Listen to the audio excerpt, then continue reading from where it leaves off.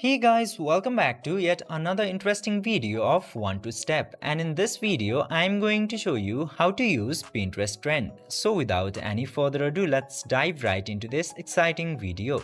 Now, in order to use Pinterest trend, you just simply have to open your browser into your device. Then after that, just simply search for Pinterest trends.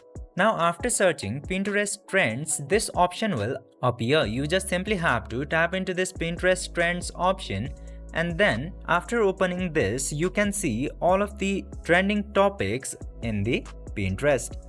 And after observing all the trends that are going into the Pinterest, just simply click into this get started button and log into your account and create the similar trending pins, and your pins will also trend into Pinterest.